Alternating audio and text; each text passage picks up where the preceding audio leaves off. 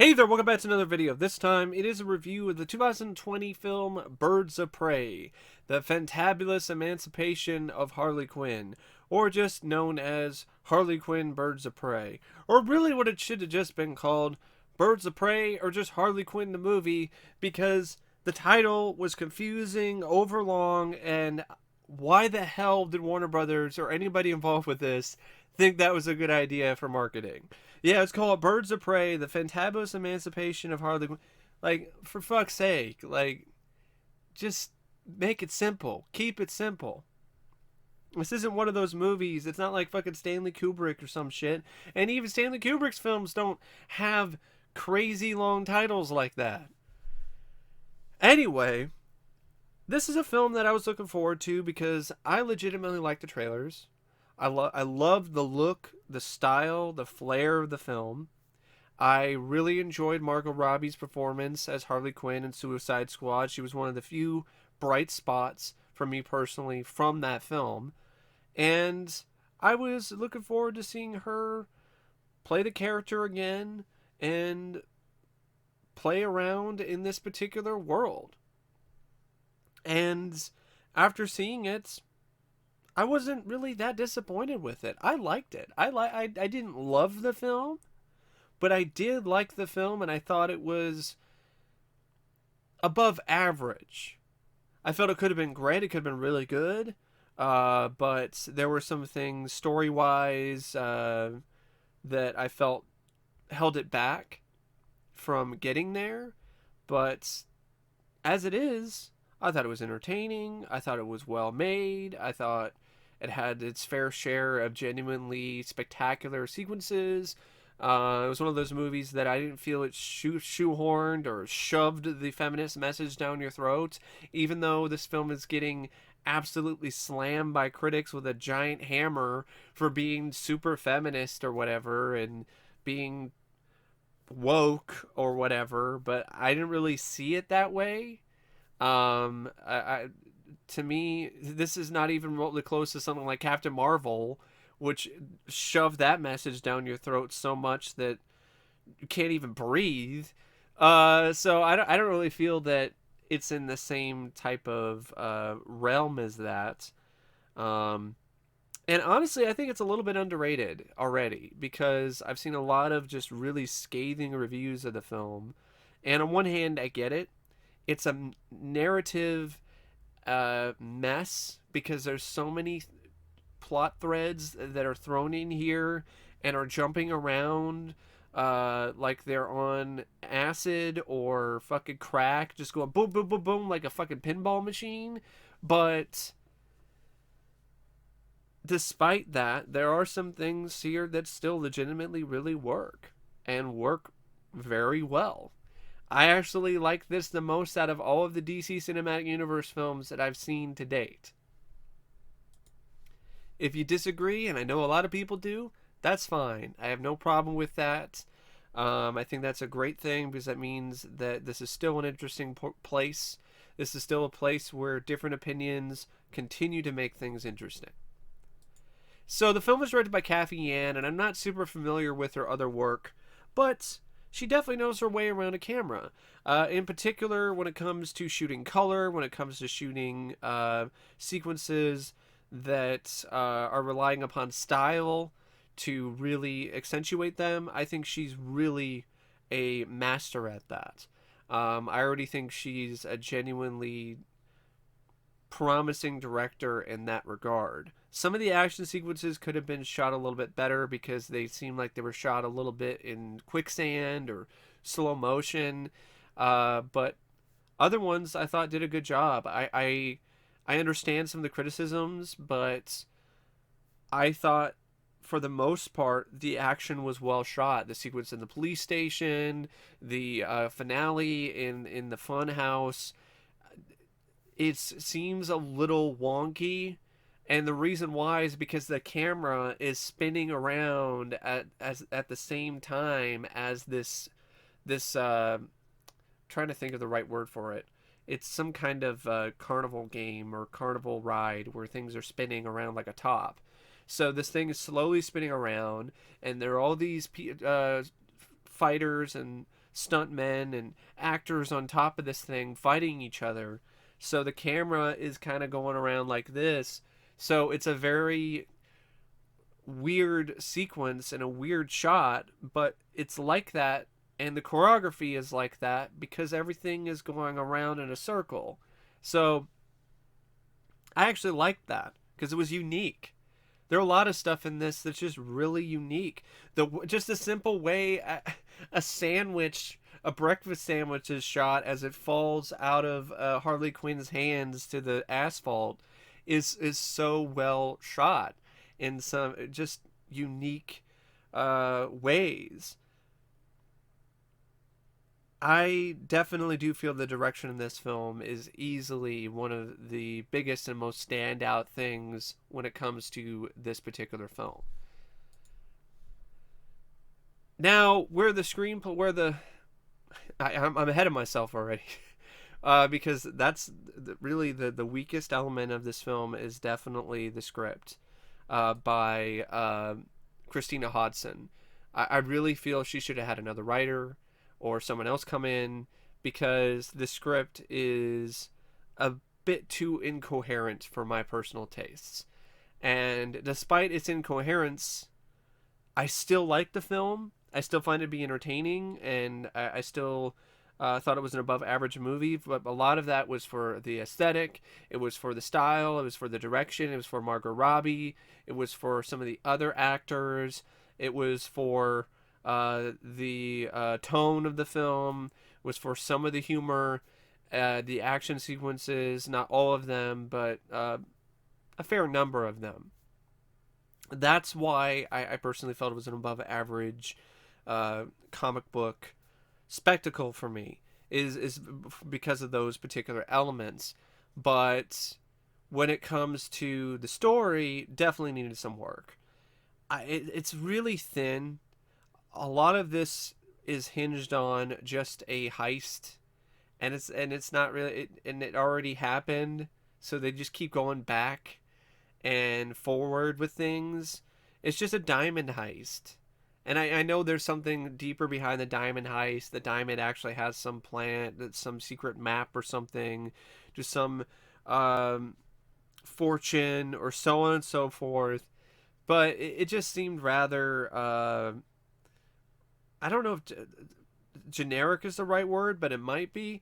Instead of being like a sparkling 24 karat kind of story, it was more like a cubic zirconium. It's kind of that sort of thing. I really feel the story could have been a lot better. And why did this have to be a Birds of Prey movie? Even though I liked some of the actresses and some of the characters, I mean, I actually thought Jurnee Smollett-Bell did a really good job as Black Canary.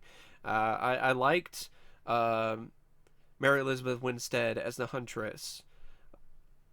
I didn't really care for Jay Basco as Cassandra Cain, and I'll get to her later. And Rosie Perez, for the little bit that she had, she was good. There's other problems with her character that have nothing to do with her performance and have more to do with her wardrobe, which I'll get to later. But I didn't mind her character or her performance. Would have liked to have seen her do more, to be honest. But the thing is, you call it Birds of Prey, and the main focus is on Harley Quinn because she breaks up with the Joker and does it in a big grand fashion, and now she's on everybody's hit list. And then you shoehorn in this plot about Black Mask wanting to get some diamond, and it's just like, was that really necessary? It just seemed like a very paper thin way to get the Birds of Prey together. I feel they should have just done the Harley Quinn movie and then have some Birds of Prey elements thrown in near the end to tease a Birds of Prey movie or a Birds of Prey spinoff. But that's just me personally. I'm not even that familiar with the comics. In fact, I don't even think I've even read a single Birds of Prey comic. But I can see why some fans were disappointed with the film in terms of how they portrayed or handled the Birds of Prey characters. Because they definitely don't really take center stage or equal stage versus Harley Quinn. But even with the thin plot, I can still kind of deal with things. What really frustrates me and what really holds this film back the most with its screenplay is how it just jumps back and forth. And it does it in ways that aren't even necessary and just really stretch out the film's running time and are honestly kind of irritating because it seems to think that you're some kind of simpleton who needs your hand held, needs to have everything explained to you. And I don't really like that. I don't like being talked down to by anyone, let alone this movie. And what I'm talking about is, spoiler, there's a scene in the film where they go and stop the movie to explain who the huntress is and what happened with her and so on and so forth. And I didn't feel it was necessary at all because if you paid attention to the film, you could fill in the dots that the girl that you saw in one previous scene that had her family get killed is the huntress. You could just fill in the dots. You don't really need to have that scene. Another sequence you didn't need is to show how the diamond got stolen. We already know the diamond got stolen. Who cares how it got stolen? That's not necessary. Just move on with the plot and move on with the characters, and we don't need to keep going back and forth. Yeah, there's just too many flashbacks that aren't even necessary.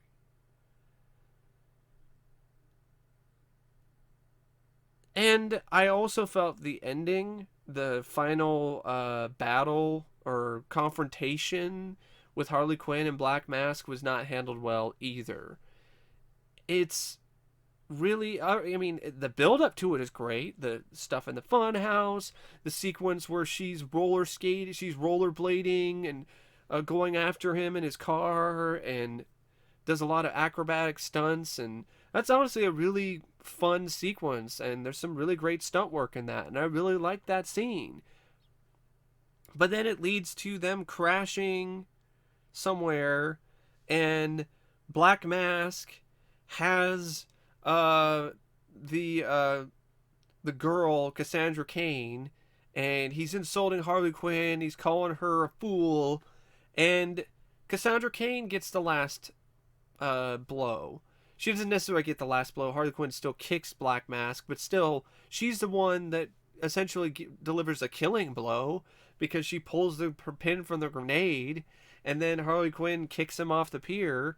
And it's a cool, nice bit of gore where he blows up into a bunch of pieces.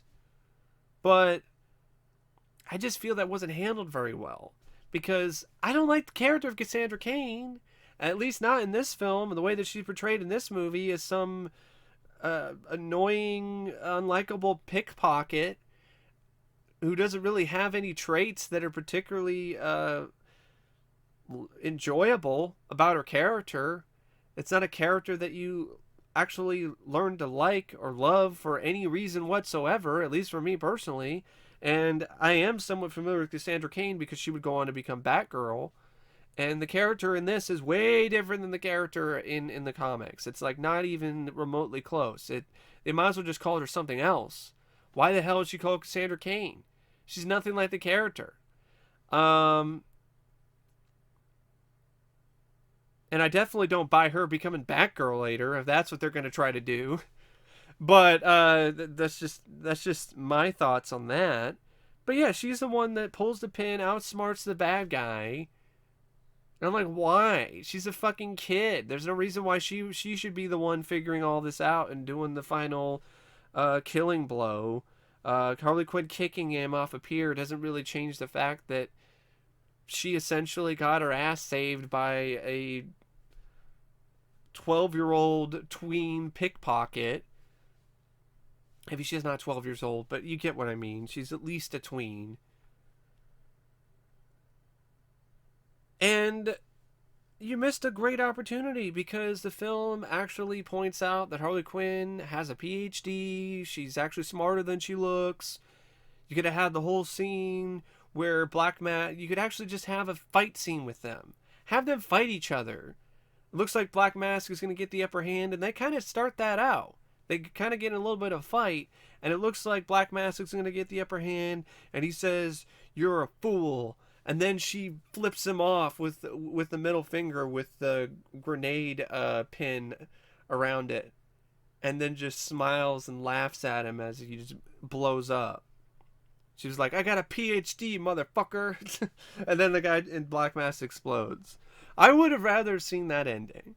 That would have been more satisfying than the way that they did it. The way that they handled it also seemed like it was a little bit abrupt, and like they kind of just ran out of time with the screenplay, and they were just like, fuck it. Cassandra Cain pulls a pin from a grenade, and Harley Quinn kicks Black Mask off a pier, and he explodes. But yeah, the screenplay definitely needed some work, for sure. Needed some trimming, needed some new plans, needed somebody to come in and just not necessarily change everything, but it would have benefited a lot from having another voice, another mind to come in and hone some things or take some things out and add some things that would have made the story not only more coherent, not only make the pacing better, but also make the audience engaged more consistently with the story. Because there's a lot of stuff where you just kind of tune out because of how the script is written. But it's not a total misfire because, like I said, I do feel that it does a good job with nice amount of the humor, in particular stuff with Harley Quinn. I know there is some Deadpool vibes here, but I'm such a Deadpool mark that didn't really bother me. I'm fine with that, and I felt there was enough of a twist on things, a Harley twist that it didn't really feel to me like it was just Deadpool all over again. But I'm totally fine with anyone who feels differently. That's just not how I personally saw it. And that being said, there's some really lame bits of humor. Like, for some reason, Rosie Perez is going around wearing a t-shirt that says, "I shaved my balls today," for like way too long of the film's running time. What a way to make your character look like a fucking joke by having her walk around with a t-shirt that says, "I shaved my balls today." What the fuck was the point of that? Even as a fan of the movie, even as somebody who liked the film, even I have to call bullshit on that scene and that choice. And it really does kind of put a damper. It doesn't really put a damper, but it knocks down the costume design a little bit, because other than that, I mean, the costume design is great. Harley Quinn's clothes are all just stunning and colorful and bright and wacky, and really reminded me a lot of ways of Lori Petty's wardrobe and Tank Girl. And that's actually a good thing, if you ask me.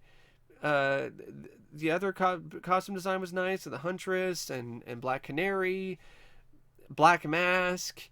But fucking t-shirt says, "I shaved my balls today." No, that wasn't a good choice by the costume designers. And I don't know if it was really their choice.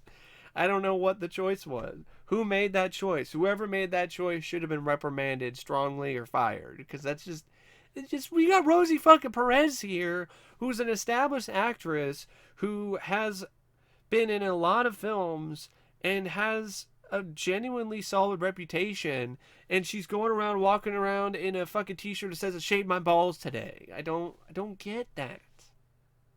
I don't get it at all. I did appreciate, though, the story really going for the jugular in certain scenes.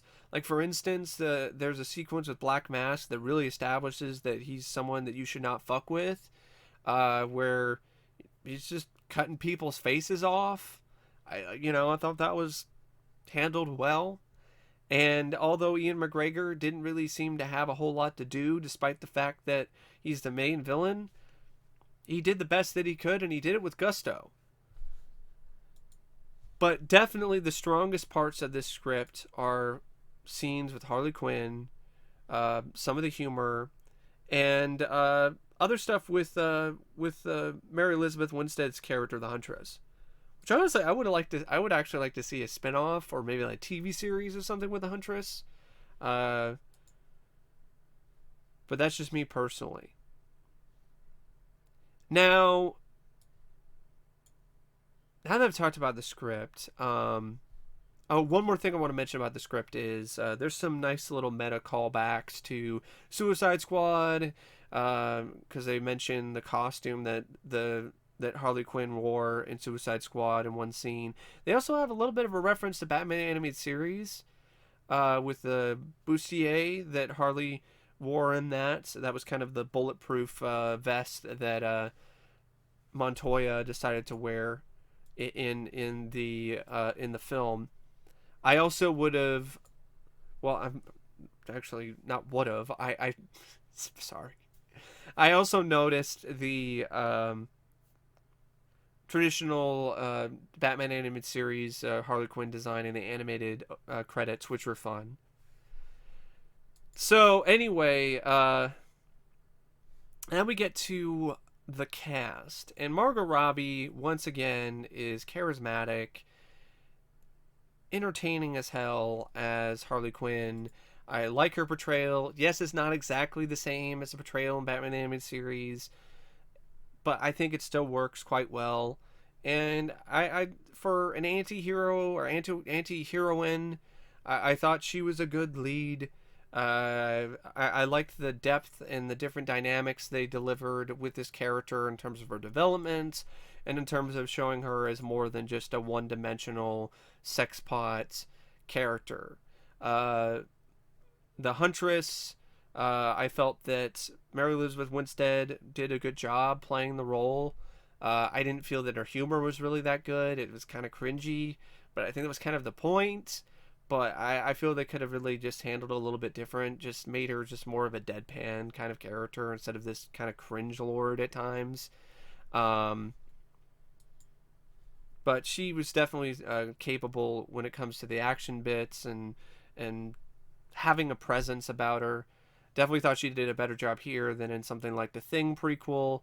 Jurnee Smollett-Bell, I thought delivered a solid performance as Black Canary. Just would have liked to have seen her do more, but that's the thing. It's just these Birds of Prey, they don't really get a lot to do because it's really Harley Quinn's film. Rosie Perez, another solid performance as Renee Montoya. Just like Black Canary, we would have liked to have seen her have a few more scenes. Definitely not with her wearing a t-shirt that says "I shaved my balls today." And Chris Messina was all right as Victor Zsasz. I guess John Leguizamo almost got the role. Honestly, would have liked to have seen John Leguizamo play Zsasz instead of this guy. He looked the part from the comic, but he had no presence whatsoever.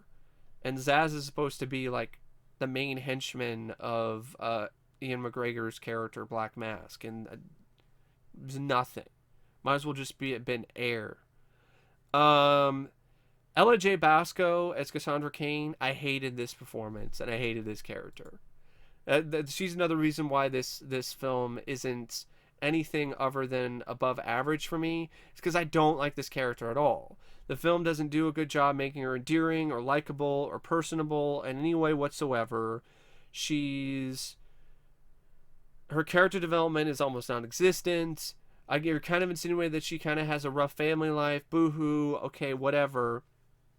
She's not particularly charismatic. She's not particularly funny. She's not particularly useful. The only reason why they tag her around is because she swallowed the diamond after she stole it, and they need the diamond. So that's the only reason why she's being protected or she's even a part of the film, period. She doesn't even need to be in the movie. You could just have Harley Quinn steal the diamond. Why the fuck did she have to be in the film? Why did it have to be her stealing the diamond, swallowing it, and them having to wait for her to shit it out by the end of the movie? Why the fuck did we have to go through all of that? Just cut her out of the film. I don't even think Cassandra Cain is even actually a member of the Birds of Prey, if I remember correctly. I could be wrong, but I thought I saw something that said that she wasn't. So why the hell is she even in the movie? I think we're trying to do some sympathy points or have someone that can be a partner in crime for Harley Quinn, but it just doesn't work. So I just don't I don't know why they went that route. I don't like the character. The character sucks. Performance isn't really that good either. So yeah, I definitely don't like that. Ewan McGregor, I thought he did a great job as Black Mask. He just he got defeated too easily, and he just his motivations seemed to be really weak. And it was one of those characters where, yes, he's got the intimidation factor, and Ewan McGregor is definitely relishing an opportunity to play a sinister, ruthless bad guy, but he doesn't have the badass moments to really make the character cut as deep as he could.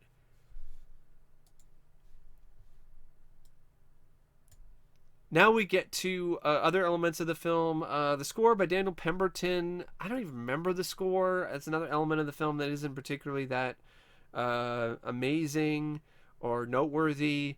The best music parts are just songs that were made for the soundtrack, or songs that were previously recorded by other artists that were used in the film.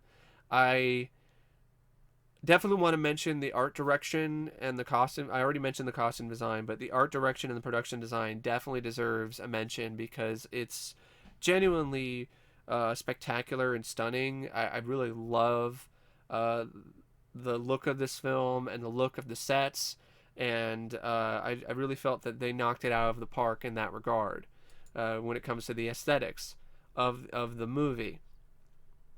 A big part of why the aesthetics look so good is also due to the cinematography by Matthew Libatique.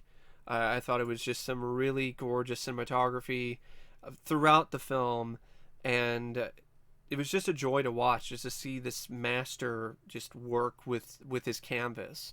And he also did a really good job working with the director Cathy Yan. They seem to have a very singular vision for the film.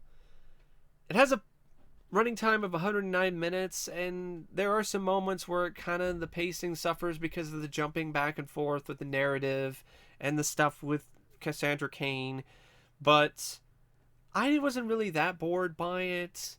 I didn't feel it drug so much that I completely lost interest. I also want to mention the editing. I felt the editing was excellent because there's a lot of scenes in this that rely a lot upon the editing to really give it the most trying to think of the right word other than impact, because I'm using that word like over and over again. The editing really needed to be on point in order to have the film sock you as hard as it does with some of its visuals. So I definitely want to point out the editing by Jay Cassidy and Evan Schiff. They did a absolutely wonderful job editing this film, and in particular stuff where they freeze frame and stop the film and then start it up again. And I really love the way that the sequence in the police station was shot and edited. I also felt that it was very unique to have Harley Quinn show up and shoot people with glitter cannons and stuff. I know some people have a problem with that, but I liked it because it was something different. It was something different than the usual hero shows up or anti-hero shows up with a gun and shoots people. I liked the fact that it was a little bit different. It was like t-shirt guns, glitter guns, baseball bat, some unique touches there that I definitely did appreciate. Overall, I would recommend the film if you like the trailer, if it interests you in any way. For those of you that don't like it and aren't a fan of it, that's totally fine with me, and trust me, I get it. There are a lot of things about this film that I didn't like too, but overall, it won me over with this aesthetic, with its style, with its flair, with its humor, with some of the action, and with Harley Quinn, with Margot Robbie, who not only is beautiful to look at, but I genuinely think she's a great actress. She's really starting to really hone her craft, as evidenced in films like I, Tonya, as well as her performance here in Birds of Prey. But anyway, that's my review of Birds of Prey. As always, thanks for watching, and I'll see you later. See ya.